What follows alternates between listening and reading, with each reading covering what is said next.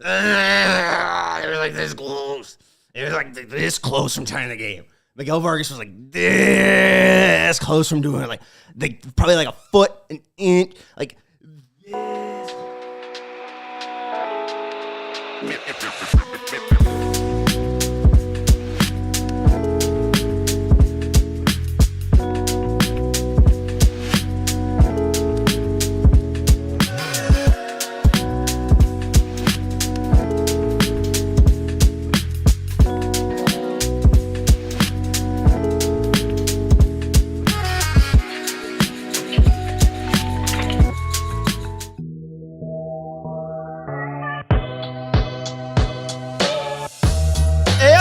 CHGO White Sox post-game show presented by Bet365.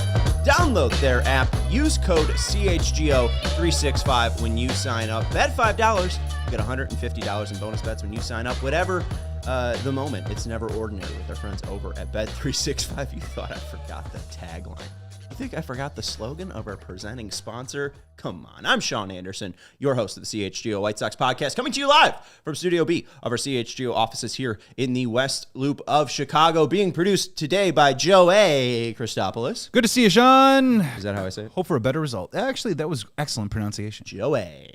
All right, there you go. White Sox lose 4-3. Hit the thumbs up button if you want to, if you can, and we appreciate it. This is free entertainment. People complain about the ads, but, you know, for 40 minutes of this show, it's free. It's free entertainment. Hit that thumbs up button. That's free. Hit that subscribe button if you don't want to miss out on all the great stuff here at CHGO. We also have a diehard Discord where you can moan and groan and bemoan about that ball being truly a skosh. A hair. I mean, Joey, do we have to do this bit again? No? Okay, well, you got the bit earlier. It was good the first time. Very close. Miguel Vargas was very close from making this a 4-4 game. Sox lose 2 of 3 in Houston. They fall to 23-46 on the year. And I love when I see a commenter called Sox Freak 71 saying, not a fan of this lineup tonight. We are in a great place, people. We're not saying sell the team. We're not saying fire the manager. We are talking lineup construction. We're back. Fun bad, baby. Love you, Sox Freak. Not a fan of this lineup tonight, and a few bright spots, but some players just don't belong. Again, I'm also not trying to yell. I'm trying to back up as far as I can, and then I'm just excited. But I hear you out. I didn't understand Austin Slater batting third. That was tough. Not a good night for Austin Slater. Back to you, Sean. Well, Joey, hold on. I'm new to baseball. All right. I've only been watching it for 3 years. Weirdly enough, they didn't care that I had zero prior experience doing any baseball work before they hired me as a broadcaster. Weird. But is having 5 at-bats, 5 plate appearances too, and going 0 for 5 and having 5 strikeouts good? As people enter the chat, I believe 0 for 4 with 4 Ks is called the Golden Sombrero. I want to know, what do we call the 0 for 5 with 5 Ks? I think there is. Is it the Austin Slater? Golden Sombrero is 5. That the Golden Sombrero is 5. Okay. So maybe. Platinum Sombrero. Oh, the Platinum also Sombrero. Known as the, wow, you're winning a Grammy. The Austin Slater, you're winning a Grammy. The Olympic rings. That is also. And then a horn is 6 times in a game. That was coined by Mike Flanagan. After Sam Horn accomplished it in 1991. Just a tough night for your 3-hitter. Since 1991. Tough night. Yeah, not good. So I do hear you. But again, Sox Freak pointing out the few bright spots. Great day for Miguel Vargas. A great day for Edgar Caro. His out was one of the loudest ones of the night. I mean, just like a hair above being a double over Cam Smith's head. Really fantastic job by this lineup up and down. You know, Robert was fine today when he's not having a completely terrible day. That's always great to see. Husky Bardo saying they have building blocks, just need to sprinkle in certain vets this offseason. I think they'll spend more than $75 million on this team, so woohoo. They will, I know, to Husky and some other people, this is a positive. They won't have Luis Robert Jr. next year. I don't know how much that will affect the actual talent of this team. We'll talk about Brooks Baldwin and how we might factor into that later on in the show. But today's show, we'll be talking about Vargas' future. We'll be talking about Brooks Baldwin, and we'll also be talking a little bit about Davis Martin, Shane Smith, and a little Edgar Caro. There was another one that I was going to bring up. Can we hear this? James, maybe you should bump up the volume a little bit. That might help him out. Anyways, there there was another topic I was going to talk about. Well, anyways, we're talking about Brooks Baldwin's future and how he fits into the White Sox lineup. Let's go through today's game. Sox lose, again, 4-3 in Houston. First inning, pretty decent. Vargas with a 1-out walk. Slater then worked the count, but got struck out, as we mentioned before. Caro with a beautiful opposite field single. He'll do that again later in the day. And on that, actually, no, this was the weird play. Sorry. I write down that this is a single. It might have been an error. It's a ball that was hit to the pull side because he was batting righty today. He hits it kind of up the middle, though. Brendan Rodgers, who's playing second base, ends up playing the ball, and he kicks the ball towards third base. Paredes, who playing third base, then picks up the ball. Rodgers then has to run to third, and Vargas this whole time realizes that no one's covering third. So Vargas is basically in a foot race with Rodgers. He slides in, makes a beautiful, aggressive play to take third with 2 outs, but Sox have runners on first and third. Robert gets hit by a pitch. Bases are loaded for Tim Elko, and unfortunately, Tim Elko does one of the 3 things he does. The one thing he does mostly, strikes out, and that is the end of the inning. But the Sox worked Valdez, 26 pitches in the top of the first. That was very good to see. Bottom of the first, Davis Martin walks Altuve, and then a 2-out single for Diaz. Gives you a little bit of nerve. You're a little bit worried about Dart, and that will come in a little bit later in the show. But thankfully, Walker gets a pop out. Sox escape that 0-0 after 1. Top of the second, Vinny Capra gets a hit. His average is now over 100. It will go below that later after he has a couple more at-bats. But for a moment there, it was over 100. So let's give him a nice round of applause. Good piece of hitting, Vinny Capra. I mean, John Schriffen was the other way. John Schriffen was talking about the intimate work that Vinny Capra is doing with his backside. And you know what? There's one topic that I don't care about. There's a lot of things going on in the world. And I would put on the bottom of that list, Vinny Capra's backside. Don't care. Like he's doing squats and leg lifts and he's getting a BBL. He is trying to do what I was trying to do as a 5th grader and trying to put all of my might in it to hit it out of the infield. Vinny, I'm rooting for you, buddy. Glad you're wearing the MLB uniform. And I think he's got a little bit more time. I have no idea when Vinny Capra will be off this team. He's got 2 straight starts. I mean, probably a little bit more nicer than they've been to Edgar Caro since since Kyle Teal's call-up. Anyways, Capra's average is over 100, but then Mydroth grounds out. That's the end of the top of the second. Martin goes 1-2-3 in the bottom of the second. Then at the top of the third, another great at-bat by Miguel Vargas. He hits a double. It could have been a triple.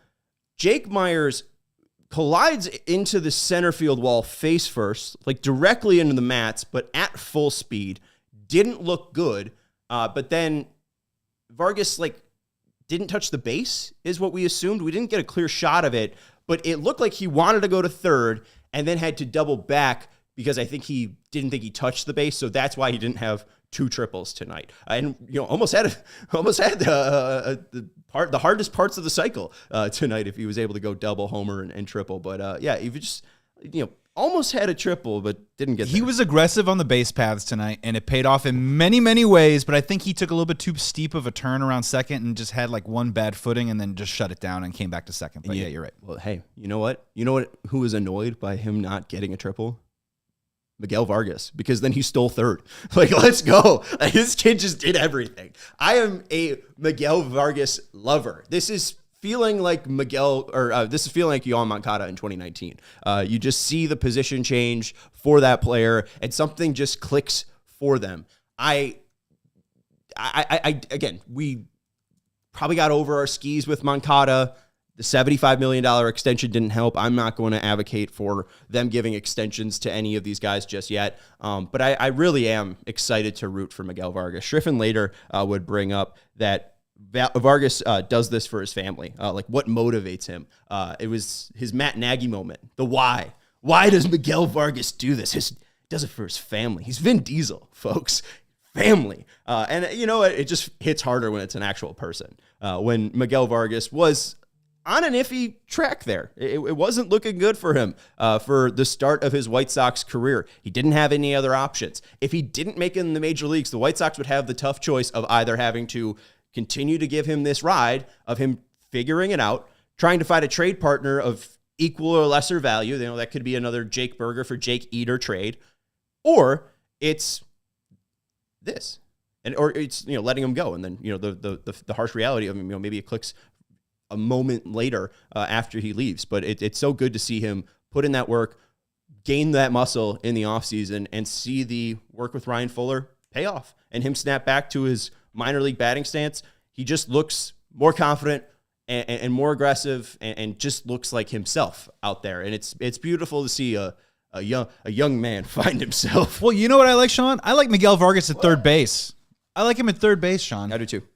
I think I don't want to see him at first base anymore. I want to see him turning around the horn double plays at third base. And it was one of those fun moments, too, where he got that confidence early, where he got his jersey a little bit dirty. It's like you go to the restaurant and you spill one rib on your shirt and the shirt's ruined. So you're like, let's just go for it. It doesn't matter anymore. No bib. No bib tonight for Miguel Vargas. Hey, that jersey got his money worth. It's Miguel Vargas' birthday every day. Happy birthday, Miguel Vargas. So, very exciting for Vargas. Then Caro goes the opposite way. He has an RBI single, 1-0 Sox in the top of the third. Then Robert and Elko. That could be part of the reason why Sox, was it Fanatic? Sox Freak 71 didn't like the construction of this lineup. You have Robert and Elko right behind each other. You'd probably want to break up that power with an Austin Slater, who goes 0 for 5 with the platinum sombrero, or an Edgar Caro. I know Robert's been struggling, but I wouldn't have hated to see him bat third. He's better than Austin Slater. I mean, he's 5 years younger, too. I mean, Austin Slater is close to a union job. Robert at least has, two $20 million options coming up. I would have rather see a little bit different parsing of the lineups. But again, that's nitpicking that you could enjoy with a fun, bad team. Bottom of the third, Martin gets into some issues. Pena hits a sharp grounder. Vargas goes to his left towards the shortstop side. He can't pick it up. Gordon Beckham remarks that you have to go with your instincts more. Then Altuve comes up, a 2-run double down the line. Austin Slater, again, tough day for him. Couldn't grab it. Maybe that could have been a 1-run double for Altuve, but it ends up being 2-1 Houston. Then Altuve steals third, and then Diaz with an RBI double, 3-1 Houston after 3. Top of the fourth, Michael A. Taylor sneaks a double. Very fair, and I'm very glad they couldn't review it or didn't review it because it looked iffy. I think if you slowed that down 500 times, 251 of them come back fair, 249 come back foul. Capra then Cade, shocker. Taylor does take third on a pass ball. I'm writing down pass ball. They call it a wild pitch. The catcher knows the pitch. How is it a wild pitch if you get a swinging miss? The catcher lets the ball get past him. We have a term for it. Pass ball. I don't know. Again, I shouldn't yell. Nice snag, though, by Smith in right field against our guy, Chase Mydroth. Could have been a possible run-scoring hit there, but Cam Smith made one defensive play there in the top of the fourth, and will make another one later in the game against Caro. In the bottom of the fourth, Martin, a 9-pitch, 1-2-3 inning. He had his ups in these days, but Martin on the day, a little bit iffy. We'll talk about it after the break. But then the top of the fifth, Valdez, lead-off triple for Miguel Vargas. Again, he was frustrated he didn't get the first time. So you saw him sit second base, and he gassed it up. Kitten in there with his triple. And again, his why? Family. We need the video of all the 20 Vin Diesel lookalikes saying family over and over again. Slater Cade, which I believe was Valdez's 11th K at the time. But then Caro with Vargas on third, another opposite field single. Beautiful game for Edgar Caro. 3 hits in this game. 1 very, very hard line out. 2 RBIs for him. 3-2 Houston leads. And then Robert laces a ball to deep center field. 105.9 to the deepest part of the field. If it was a little bit higher of a launch angle, if it was hit a little bit harder, maybe it's a home run, but it was a really good swing to see from Robert. Bottom of the fifth, Martin gives up a bomb to Isaac Paredes, 4-2 Houston at cutter, middle, and then Martin pitches around and double, I believe, by Altuve there. So it's only the solo homer damage. Dubin comes in, 1-2-3 inning in the top of the sixth. Bottom of the sixth, Caratini hits a double on a high chop to Elko, hits him right in the left shoulder. Rogers then flies out. Top of the seventh, a lot of balls in plays for the Sox, but no damage in the seventh, still 4-2. Bottom of the seventh, Pena hits an infield single, and then a beautiful 5-4-3 double play turned by Vargas. Mydroth able to get the slow, I believe, Diaz over at first base. Top of the eighth, Abreu gives up a Robert single. He goes 1 for 3 today, but the Sox aren't able to get Robert in. That is where Caro hits the deep fly out in a very important position, hits a nice ball deep. Bottom of the 8th, Grant Taylor comes in. We'll talk about him after the break. Doesn't give up any runs. Top of the 9th, though, the summer of Mike Tauchman. Shout out Cody Delmendo. There's a shirt out there. Makes it 4-3, his 5th career left-on-left home run against Josh Hader. Capper gets Cade, Mydroth with a flyout, and then Miggy. He's been that good to deserve that nickname. Miggy misses a homer by a foot. It's a double. And then Austin Slater, the person besides Vinny Capra who you don't want up today, comes up, and it's K number 5. Sox lose 4-3, 23-46 on the year. We'll talk more about Grant Taylor, Brooks Baldwin, and Miguel Vargas after the break here on the CHGO White Sox podcast presented by Bet365. We have breaking news from our friends over at Bet365. There's a new promo now exclusively for the NBA Finals. Customers are given the chance to win a jackpot up to $100,000 in bonus plays with the first play fortune. To enter a chance to win a share of the $100,000 jackpot and bonus bets, you must place a 3-leg same-game parlay where the 3 legs are the first player to score a basket, player to get the first assist, and player to get the first rebound. Only bets consisting of those 3 exact legs will be eligible. Log in to make your bet or sign up using the code CHGO365. Deposit $10 and place your 3-leg same-game parlay for a $1 minimum. Whatever the moment, it's never ordinary. Must be 21 plus. If you or someone you know has a gambling problem, call Crisis Counseling and Referral Services. They can be accessed by calling 1-800-GAMBLER. In-app only. Terms and conditions apply. Opt-in required. We also want to let you know about our friends over at Mando. I smell wonderful today. I smell like bourbon leather. Before, I've smelled like Pro Sport. Before, I've smelled like Mount Fiji. I still have to smell the Clover Woods deodorant, but this is my go-to deodorant. I smell fresh every single day because a genius doctor knows how to attack BO. They have put it into this beautiful deodorant that this doctor saw firsthand how normal BO was being misdiagnosed and mistreated, and now it keeps you fresh for 12 hours. I can put this on at 12 noon, and by midnight, I'll still be smelling as fresh as I did when I first applied the deodorant. It is my favorite deodorant out there. I love the cream tube deodorant, and you could try out your starter pack. It's perfect for new customers. It comes with solid stick deodorant, cream tube deodorant, and 2 free products of your choice like mini body wash and deodorant wipes, and free shipping. New customers can get $5 off the starter pack with code CHGO at shopmando.com. That's shopmando.com. Please support them. Tell them we sent you. Smell fresher, stay drier, and boost your confidence from head to toe with Mando. Back here on the Bet365 CHGO White Sox postgame show. Whatever the moment, it's never ordinary with our friends over at Bet365. Let's jump into Miguel Vargas. There was one person that jumped out and said the word that will trigger most White Sox content creators. There was also the Ask Us Anything question on the CHSN pregame show, and someone asked, what trade fodder will Shane Smith make? And then, Chuck Garfien had a moment where he did this. Here, I'll just do this. He comes up and gets really into the camera. And he's like, hey, you got to look at me. You got to look at me right now. Hold on. Oh, I'm real Get serious. away from the camera. Hold on. Boy, I'm really serious. You can tell because I'm real close to the camera. Shane Smith is a building block. So when someone said, hey, when's Miguel Vargas? Is he playing this good just to get traded? I'm coming close to the camera. I'll make it look terrible. We'll make it look awful too. Miguel Vargas is a building block, folks. It's exciting. I'm really thrilled because, first of all, he is going through some kind of BS here, having to play first base just because they didn't trust Vaughn or Elko to play first base. I agree with you. Even if it doesn't look clean all the time, his games today, wasn't really clean at third base. There were some moments that, he was iffy. I just think that he should get the chance to grow. You saw what what happened when you gave him a chance to grow as a hitter, and he performed very, very well. I think the defense might follow along. He just seems really athletic and intuitive and instinctive. I really am kind of foolish and a little bit bullish on Miguel Vargas's future. And this isn't a guy that they're looking to trade. He's in pre-arb 2, so they have another year of pre-arb. So he's going to pretty much make league minimum next year, and then 3 years of arbitration. They have 4 years of control for Miguel Vargas. They can't send him down, so they're really going to have to believe in the Miguel Vargas project. And Colson Montgomery is a third baseman, it seems like, or, at least they might give him a shot at shortstop, but some people might be frustrated with that because Chase has done such a good job at shortstop. We have an opening at first. We do have an opening at first. You know, maybe you put Miguel Vargas there. I would be more interested in putting Colson in left. So right now I'd be more interested in exploring Chase at short, Miguel at third base, Colson in left. Colson in the outfield I don't think happens until the offseason, so don't get your hopes up. But you also have Jacob Gonzalez, who's really been performing well in Birmingham, the former first overall pick. He's changed to a, what's it called? Not platoon bat, torpedo bat.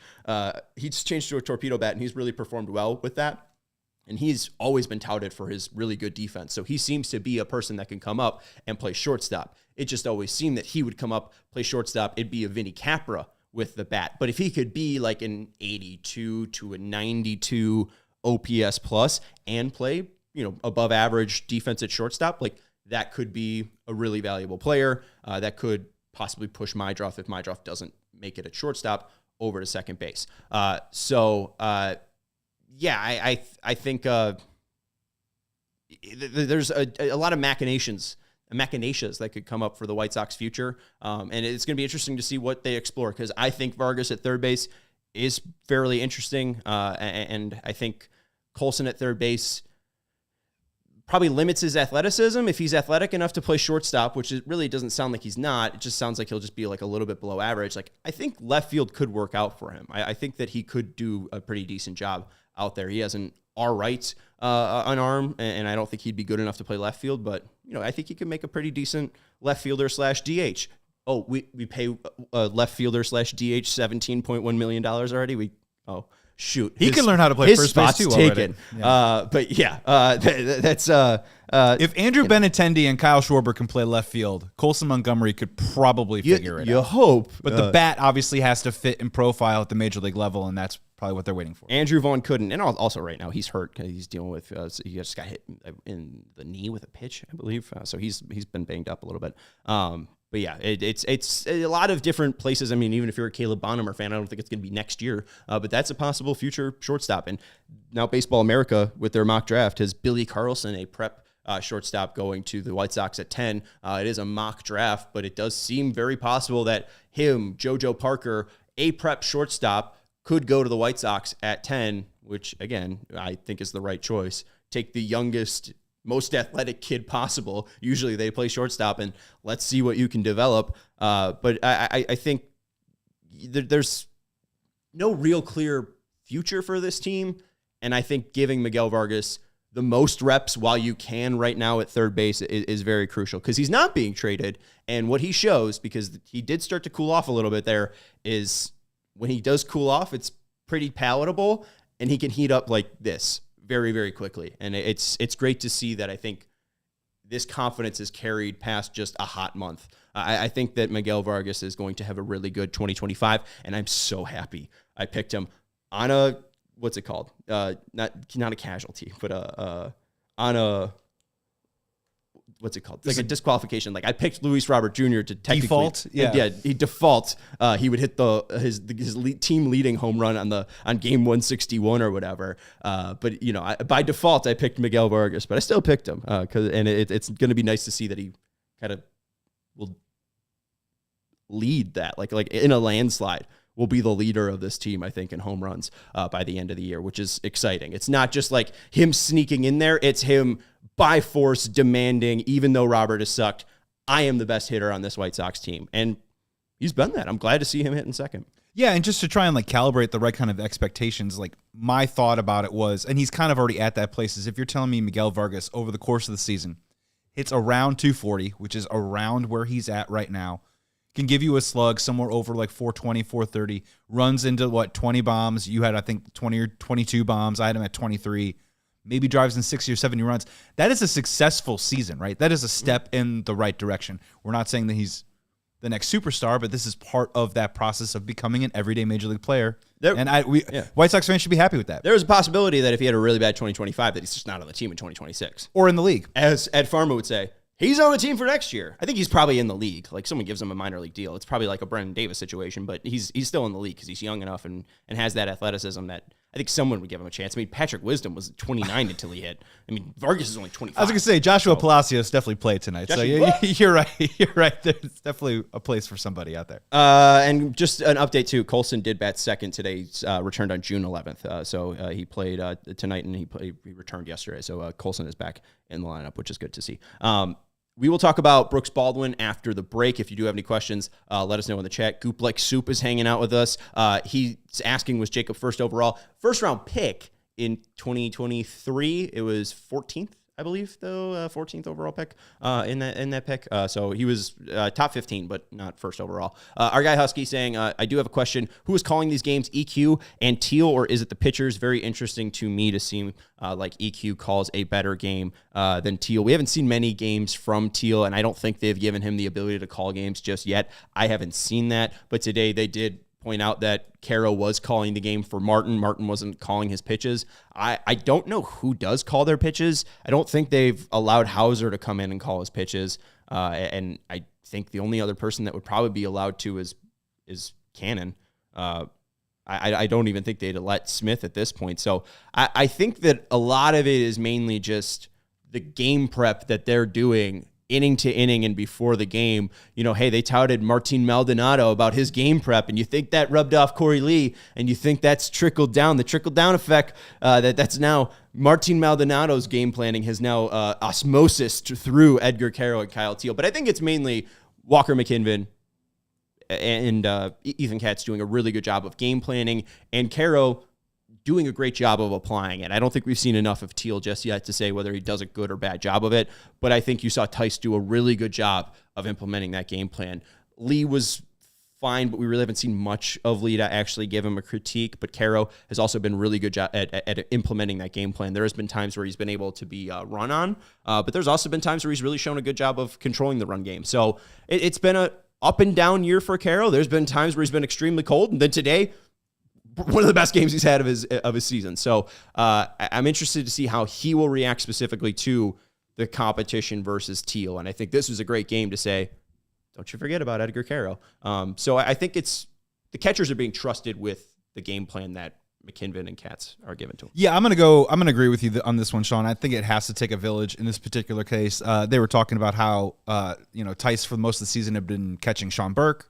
Sean Burke's had trouble in the beginning of games. Obviously, Teal caught him yesterday. Still some of the same type of results. And we have to remember, too, that Caro and Teal were not in the mix and not in the formula heading through spring training.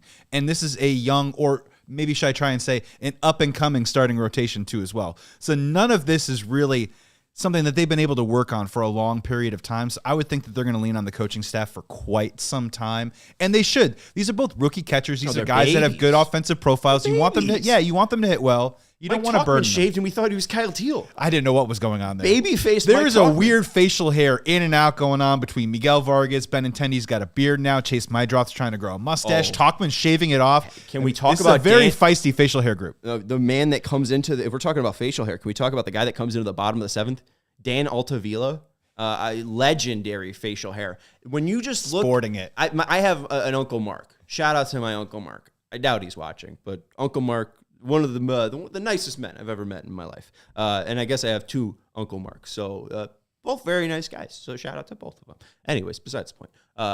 The other Uncle Mark just has this facial hair that it just seems like he's been growing for 70 years, right? It looks like an oak tree. And Dan Altavilla at age 33 or whatever really does have that oak face beard. And he's got it at such an angle. I don't know if it's his face, and I don't know if it's his barber lining it up, but it's like he cuts here.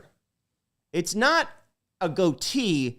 It's like it's a statement. Facial hair coming down in I can't draw it down in an angle. So I'll have to try to grow the Altavilla this year and like really line it up in a very odd way. If you can zoom in on Dan Altavilla's facial hair, I honestly think it's worth the time. We're going to talk about Brooks Baldwin after the break. We'll talk a little bit about Braden Montgomery. He had a really nice moment tonight. We'll talk about George Wilco. I have a fun Shane Smith stat. We'll talk about Davis Martin as well after the break here on the CHGO White Sox post-game show presented by Bet365.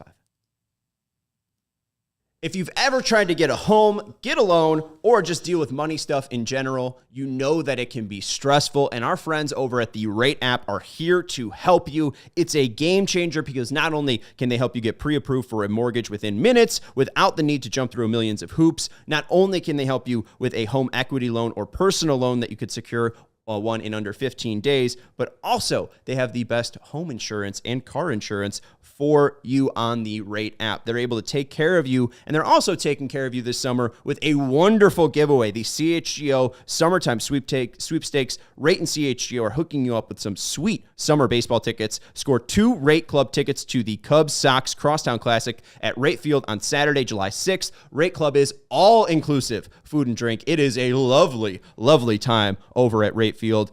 Download the Rate app and visit allchgo.com/rate, R-A-T-E, to get signed up today. That's allchgo.com/rate. No purchase necessary. We also want to let you know about our friends over at Monarch Money. If you're looking for a personal CFO, you need to download Monarch Money. I've been able and lucky to have a wife in my life. That's my personal CFO. She gives me McDonald's money, and that's it. Monarch Money is basically your wife.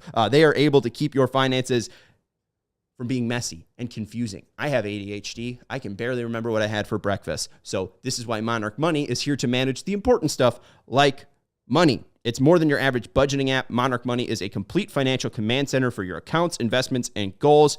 Don't just manage your money. Start building wealth with 50% off your first year. For our listeners, head over to monarchmoney.com and use code CHGO for 50% off your first year. That's monarchmoney.com with code CHGO. Thank you to Monarch Money, and go check out monarchmoney.com. Use code CHGO. Welcome back to the CHGO White Sox postgame show presented by Bet365. Whatever the moment, whether it's overtime in the Stanley Cup final playoffs, it's never ordinary with our friends over at Bet365. It's 4-4. That's why it's in overtime, because it's tied. Yeah, did you know that? Did you know that that's why they go to overtime? Because there's not a team. Well, no, but like a team. That's why they don't go to. A team doesn't have the lead. It's still tied up. You know, they got to play. They don't put a ghost runner on second base? No, thankfully. All right, let's get into Davis Martin's night very quickly. He was fine, and you're going to see more of Davis Martin. He's able to give them 6 innings, and that's pretty much the most important night. We did have our guy, Nilpak, just wanted to make sure, saying, like, why is Davis Martin still in here after he gives up the bomb to Paredes in the double? And it's mainly because the Sox were losing. And at that point, what's more important for them is to have Martin eat the 5th. I was surprised he even came out in the 6th, but he still eat the 6. 6 innings pitched, 2 walks, 4 earned runs, 5 Ks, 6 hits allowed for Davis Martin, 100 pitches. He's able to go 6 innings for them, and they're only using Taylor, Altavilla, and that's it. So, you know, they only use 2 arms, and they have 3 games in Texas starting tomorrow. So they're just trying to preserve that bullpen for the next coming 3 days. And the fact that Martin can give them more length is more important, because you see in the 9th inning, it's still close enough. You know, maybe you're like, should you have been like really nitty gritty and, you know, pulled him in the 5th? Like it's probably not worth the reward, because Vargas gives you a chance. He's like a foot away from hitting a homer. I'm fine with that thinking from Will Venable. But anyways, Martin, 13 whiffs tonight, which is the second most in a game for Martin this year.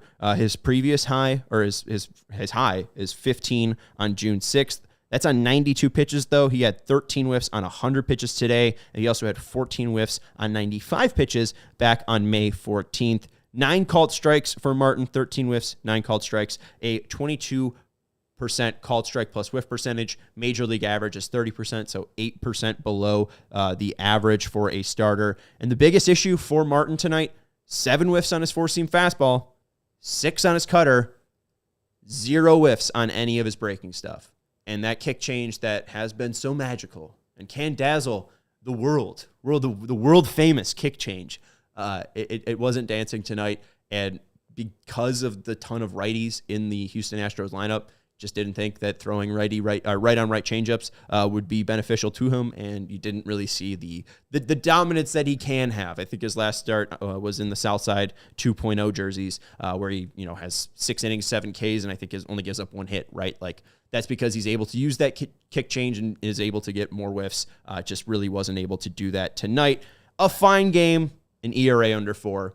You're going to be seeing Davis Martin for at least until July, and maybe a team gives up something for him, but I think the Sox are fine to even see Davis Martin in 2026. Yeah, no, these are valuable bullets that Davis Martin needs to eat this season. And yeah, no, I'm with you. I thought he pitched all right too as well, but Taylor's old as time. Altuve and Paredes beat him up, and those are 2 best hitters. And if you can't go get those 2 guys out, then that's what happens. But yeah, I think Diaz he stayed had out 2 hits too. Yeah, but I think the back half of the lineup, I think he did a pretty good job of cleaning through them, which probably got him to that 100 pitch mark. Yeah, right. I mean, I think Walker had a double. No, Walker didn't have a double. He hit a hit though. But then, yeah, he only allowed 1 hit to Caratini, but Myers was hitless, Smith was hitless, Rogers hitless. So yeah, no, did a really good job. 6 through 9. And that's who was up in the bottom of the 6, which is why he got the chance to go up against them. So good to see you there from Davis Martin. All right, before we get into Brooks Baldwin, everyone's favorite topic, we got to get into some Grant Taylor. Grant Taylor makes his 2nd appearance in Major League Baseball. He throws 16 pitches, 10 for strikes, an inning pitch for Taylor, 2 hits allowed, no walks, and the all-important first strikeout for Grant Taylor. Congratulations, kid. He strikes out Victor Caratini. If you're going back in your memory bank 10 years from now and being like, oh, who was the first guy he struck out? Cubs, Brewer legend, Astro legend, Victor Caratini. Amazing. Taylor's inning was 2 hits allowed immediately, and both were on fastballs. And that was the big thing that stuck out immediately was Taylor's fastball dominated the Astros the first time out there. And the first 2 fastballs that Taylor threw to, I forget the 2 hitters, but the first 2 hitters that end up getting hits, I think it's Walker and whoever's before Walker, they jump on the first fastball that they see. So they're waiting for that fastball to be on the zone, and they pepper 2 singles in play. And then he throws a fastball out of the zone. Myers takes it. He throws a fastball in the zone then, and Myers puts that one in. So 3 fastballs in the zone, 3 fastballs in play. The Astros were trying to jump over that 4-seam fastball by Taylor, and Taylor makes a change, and he's a demon. Remember, I've told you about this. He's a nice boy, raised well by his family. His parents love little Grant Taylor. Once a baby, now a demon.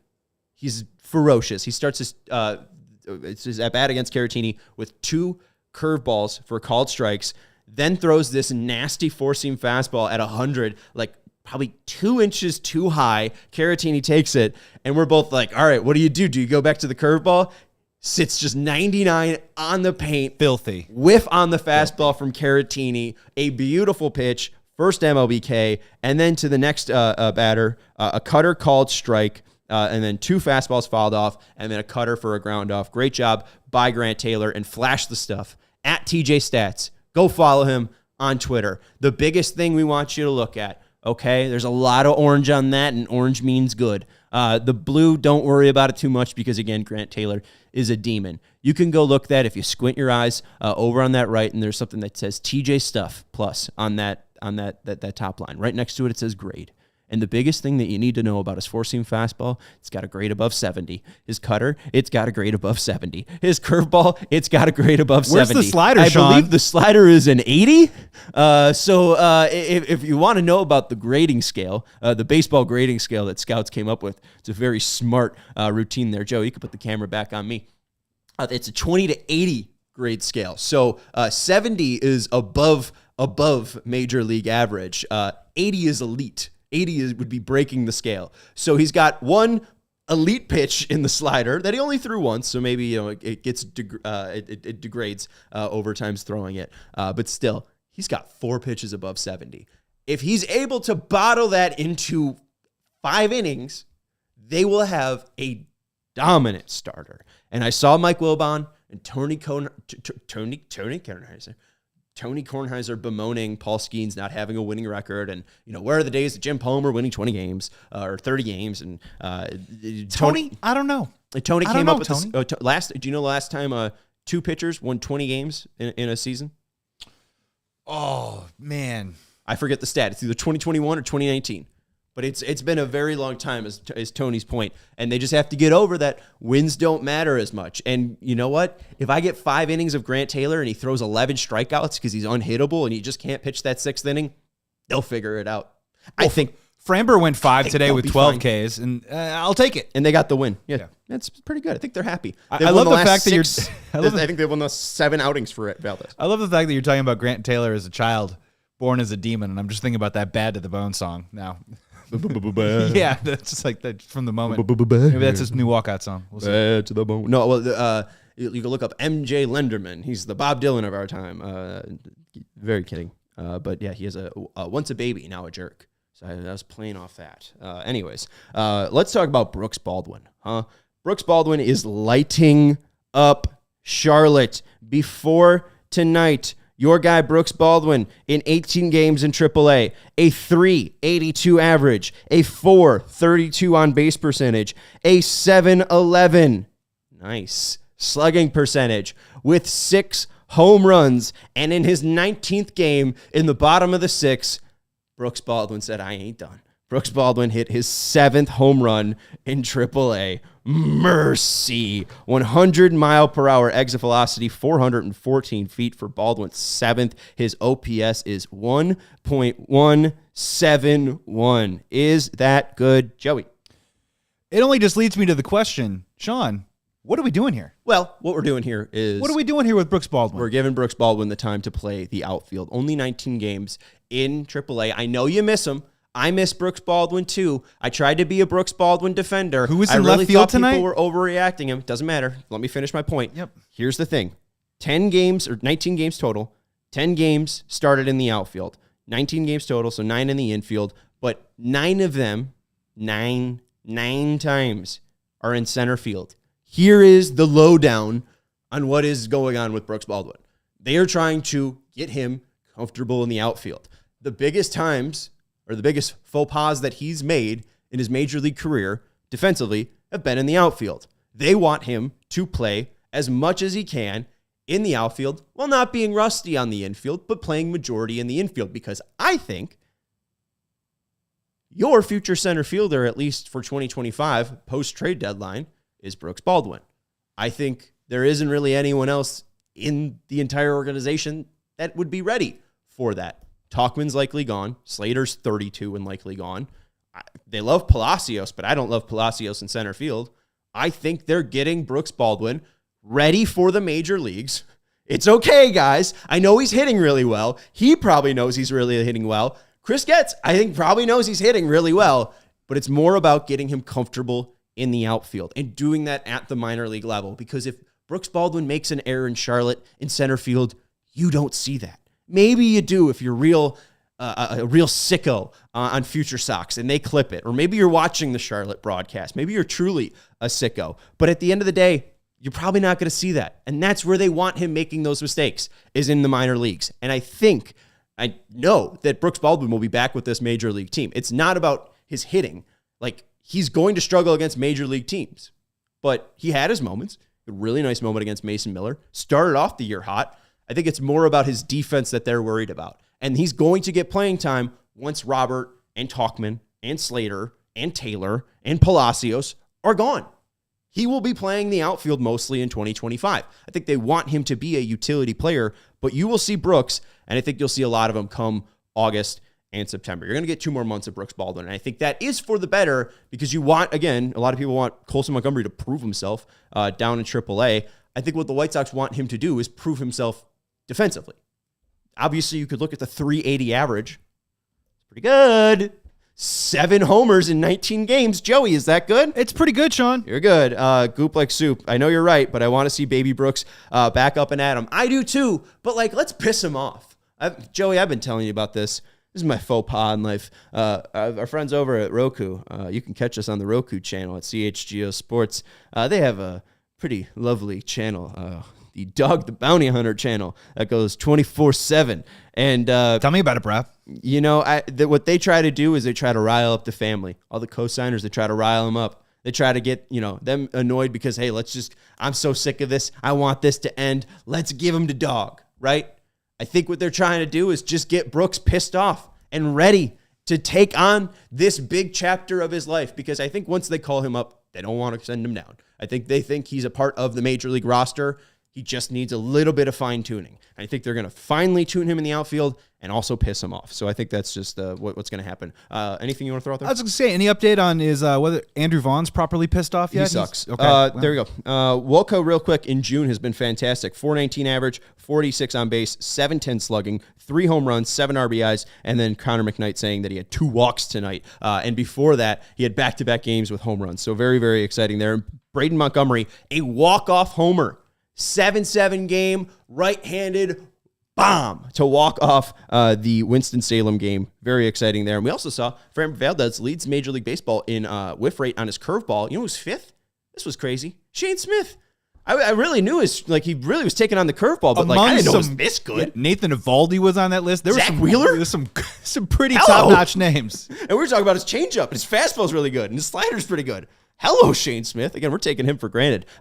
Vaughn's hitting 211 and has a 679 OPS. Andrew Vaughn, enemy number 1. We love you. Hit that thumbs up button if you haven't already. Make sure you're subscribing to the CHGO Sports YouTube channel. We'll be back on Sunday. Thank you to Joey Christopoulos for producing the show, and we will be seeing you on Sunday for the finale of the Rangers White Sox series. Goodbye. We